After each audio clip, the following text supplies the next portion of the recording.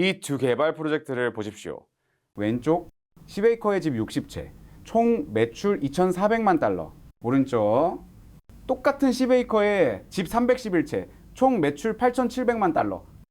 차이가 뭘까요? 땅값? 아닙니다. 위치? 똑같습니다. 딱 세 가지가 바뀌었습니다. 날짜, 법, 그리고 여러분의 수익.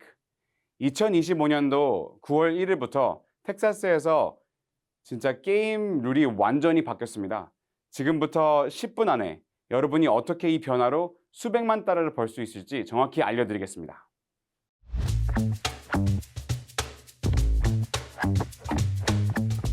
이 영상은 달라스 포토스 지역에서 부동산 개발을 계획 중이시거나 과거에 조닝 변경 때문에 프로젝트가 무산된 경험이 있으시거나 그리고 build to rent, 타운홈, 작은 필지 개발에 관심이 있으시거나 마지막으로 같은 투자로 더 높은 수익을 원하시는 분 하나라도 해당이 되신다면 끝까지 보셔야 됩니다. 왜냐하면 여러분이 놓치고 있을 수 있는 수백만 달러 기회가 바로 여기 있거든요. 10분만 투자하십시오. 제가 보장드립니다. 이 10분이 여러분의 다음 프로젝트를 완전히 바꿀 수 있을 겁니다. 제가 이야기 하나 들려드릴게요. 정말 실화이고요. 달라스 오클리프 지역 한 개발자가 0.5에이커의 땅을 구입했습니다.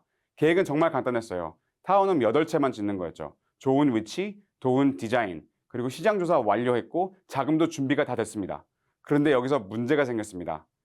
인근 주민들이 반대하기 시작했어요. 과연 몇 명이나 반대했을까요? 100명? 50명? 아닙니다. 단 22명. 전체의 22%만 반대했습니다. 개발자는 화가 나서 시의회에 갔습니다.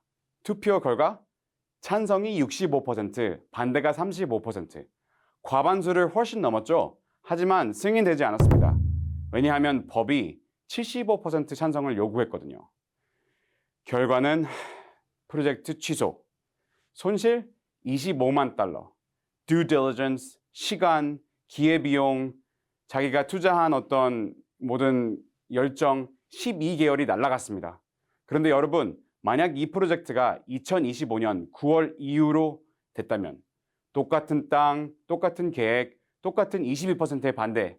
하지만 이번엔 65% 찬성이면 충분합니다. 바로 승인받을 수 있습니다. 4개월 만에 착공, 총 수익이 280만 달러. 과연 뭐가 바뀌었을까요?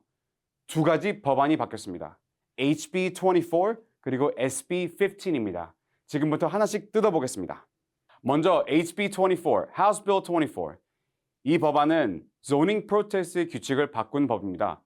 여러분, 이 규칙이 언제부터 있었는지 아시나요 혹시? 1920년부터입니다. 거의 100년 전이죠. 이게 규칙은 정말 간단했어요. 인근 주민 중 단 20%만 조닝을 반대하면 시의회에서는 75%의 찬성이 필요했습니다. 25%가 반대하면 75%가 찬성해야 된다고요? 말이 안 됩니다. 이걸 tyrant veto라고 불렀습니다. 한국말로는 소수 독재 거부권. 20%가 나머지 80%를 막을 수 있었던 거죠. 하지만 9월 1일 이후로 완전 바뀌게 됐습니다. HB 24는 두 가지 종류의 조닝으로 변경을 구분합니다. 첫 번째, comprehensive changes. 이건 시 전체를 바꾸는 큰 변경입니다. 예를 들어 볼까요? 달라스 시 전체를 대상으로 모든 단독주택 구역에서 듀플렉스를 허용한다. 이런 식의 변경이죠. 이제 이런 변경에는 주민 반대가 아예 무효입니다. 시의회 과반수만 있으면 끝! 공청회는 여전히 해야겠지만 20% 반대로 막을 수 없게 됐습니다.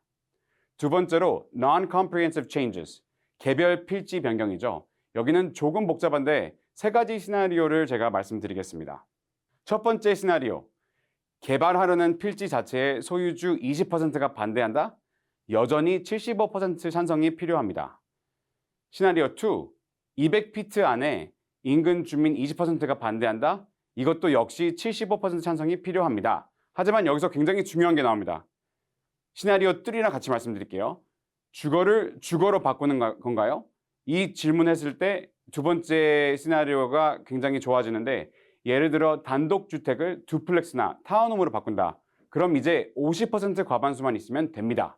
이게 굉장히 중요한 핵심인데요. 여러분 아까 오클리프 개발자가 성공한 이유가 바로 이거거든요. 단독주택 구역을 타운홈으로 바꾸는 거니까 65% 찬성으로 충분했던 거죠. 75% 갈 필요 없이 50% 이상이면 되니까. 이제 SB 15 설명을 좀 더 추가로 드릴게요. 이 법안은 이제 Senate Bill 15인데요. 이건 lot 크기에 대한 법이에요. 여기 왼쪽을 보시게 되면 전통적인 달라스 주택가, 이제 큰 마당, 넓은 집, 보기엔 너무 좋죠. 오른쪽은 새로운 타운홈 커뮤니티 같은 면적이 훨씬 많은 집들, 면적이 훨씬 많은 집들이 들어가게 되고요. 이게 두 개가 뭐가 다를까요? 바로 lot 사이즈입니다. 기존 규칙에서는 최소 lot 사이즈가 7,200제곱피트, 달라스 기준입니다. 새 규칙으로는 최소 lot 사이즈가 1,400제곱피트, 결국 5분의 1로 줄어든 겁니다. 똑같은 원에이크 땅에 예전에는 집 6채만 지을 수 있었어요. 이제는 31채까지 가능합니다. 5배가 넘는 밀도예요. 이제 모든 것을 실제 숫자로 봐야 좀 감이 오실 것 같아서 포트워스 외곽에 10에이커 땅이 있다고 가정해 봅시다. 구 규칙대로면 10에이커는 43만 5,600제곱피트, 랏 하나에 7,200제곱피트가 필요해요. 즉 43만 5,600 나누기 7,200을 하게 되면 최대 60채를 지을 수 있습니다. 집 한 채에 40만 달러로 팔게 되면 총 매출이 2,400만 달러 정도 되겠죠? 나쁘지 않아요. 근데 하지만 이제 신규칙으로는 더 많은 ROI를 창출할 수 있는데요. 최소 러트가 1,400제곱피트. 결국 이제 43만 5,600 나누기 1,400을 하게 되면 저희가 이제 311채를 지을 수 있게 됩니다. 집 한 채에 28만 달러 정도로 팔아도 총 매출이 8,700만 달러로 상승합니다. 2,400만 달러에서 8,700만 달러로 262%의 증가입니다. 이 땅은 같은 땅입니다, 여러분. 같은 위치, 같은 투자 시점, 단지 규칙만 바뀐 거예요. 그리고 여기서 끝이 아닙니다. 4,000제곱피트보다 작은 롯은 더 특별한 대우를 받습니다. Height limit 완화, setback 규정 완화, parking ratio 요구 완화. 더 높게, 더 크게, 더 많이 지을 수 있다는 뜻이죠. 좋아요. 이제 실전입니다. 내 땅은 어떻게 되는 거야? 궁금하시죠? 먼저 위치부터 확인해야 됩니다. SB 15이 적용되는 도시들이 달라스, Fort Worth, Plano, Frisco, McKinney, Arlington, Irving, Carrollton, DFW의 주요 도시는 거의 다 해당됩니다. 여기 빨간색 구역들 보이시죠? 이게 다 5에이커 이상 개발 가능한 땅들입니다. 하지만 여기서 주의할 점도 있습니다. 땅 조건 3가지. 첫 번째, 5에이커 이상 땅이 돼야 됩니다. 두 번째, 단독주택용으로 존이 이미 되어 있어야 되고요. 세 번째, 아직 플랫이 되지 않은 땅이어야 됩니다. 플랫이라는 거는 이미 랏이 나눠져서 공식 지도에 기록된 거예요. 그런 땅들은 적용이 현재 되지 않습니다. 그래서 이제 큰 빈 땅, 옛날 농장, 방치된 부지, 그런 거면 완벽합니다. 그럼 우리는 이제 뭘 지어야 할까요? 여기에 4가지 전략이 있습니다. 전략 첫 번째, 스몰 lot 단독주택. 롯을 1,800에서 3,000제곱피트 정도로 잡으시고 집은 1,200에서 1,800제곱피트. 타겟은 첫 주택 구매자들, 젊은 가족들이죠. 가격대는 25만에서 35만 달러로 잡으신 다음에 장점은 굉장히 빠른 판매이다. 이 가격대는 수요가 제일 많아요. 전략 두 번째, 타운홈.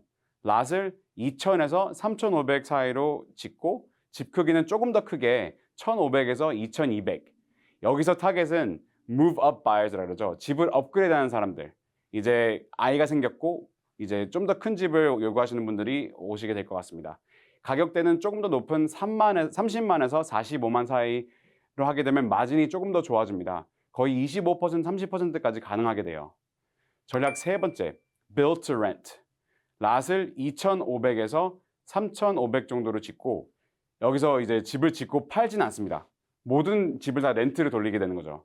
월세 1,800달러 정도에서 2,500달러, 기관 투자자들한테 전체 포트폴리오를 넘기는 겁니다. 이제 그렇게 되면 상업용이 되기 때문에 캡 브레이스로 이거를 적용할 수 있어요. 그래서 요즘에 롱텀으로 된 렌트 같은 경우는 5.5%에서 6% 정도로 캡 브레이스를 매겨서 집을 팔게 되는데요. 이 단기 수익은 적지만 굉장히 안정적으로 이제 엑시트를 할 수 있습니다. 마지막 전략은 제가 가장 좋아하는 것 같은데요. 믹스드 커뮤니티를 만드는 겁니다. 진짜 개인적으로 가장 추천하는 방식이고 좋은 방식이라고 생각합니다. 단독주택, 듀플렉스, 타운홈 다 섞어서 개발하는 거예요. 이게 왜 좋을까요? 일단 다양한 가격대를 만들어서 넓은 시장을 다 유치할 수 있어요. 그리고 리스크를 분산시키기 때문에 생각보다 이제 큰 어떤 리스크를 갖고 가지 않게 되고 가장 높은 ROI를 만들 수 있는 게 이 프로그램 같아요. 이게 제 생각에는 프로들이 하는 방식입니다. 자, 이제 퍼즐의 마지막 조각입니다. HB24랑 SB15을 같이 쓰면 어떻게 될까요? 달라스 다운타운 근처에 15acre 땅이 있습니다. 실제 사례예요. 구 규칙에서는 zoning, single family만 가능, lot 7,200제곱피트 최소, 주민 반대 20%가 반대했습니다. 결과는 어떻게 됐을까요? 개발이 불가능했습니다. 땅이 그냥 방치됐어요. 몇 년 동안 수익은 완전 빵 달러. 하지만 신규칙에서는 SB15 덕분에 1,400제곱피트 랏으로 OK를 받았고 HB24 덕에 50% 과반수로 모든 게 통과됐습니다. 결과는 타운홈 150채를 개발 가능했고 한 채당 30만 달러로 팔게 되었어요. 150 곱하기 30만, 4,500만 달러입니다. 빵 달러에서 4,500만 달러로 같은 땅입니다, 여러분. 이게 바로 이 두 법안이 만들어지는 시너지 효과입니다. 여기서 잠깐 흥분하시기 전에 중요한 얘기 하나 더 해야 합니다. 이 법들이 만능은 절대 아니거든요.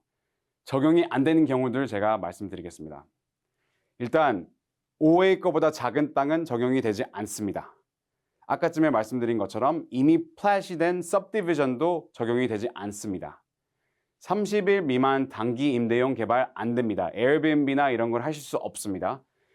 HOA 규정이 있는 기존 커뮤니티는 특히 HOA를 조심하세요. HOA 규정은 이 법보다 우선이 될 수 있거든요. 그리고 현재 여전히 시에서 이제 규제하는 것들, 환경보호 관련 셋백, 침수지역 규제, 하수도 연결 요구사항, 임팩트피 이런 건 여전히 따라야 합니다.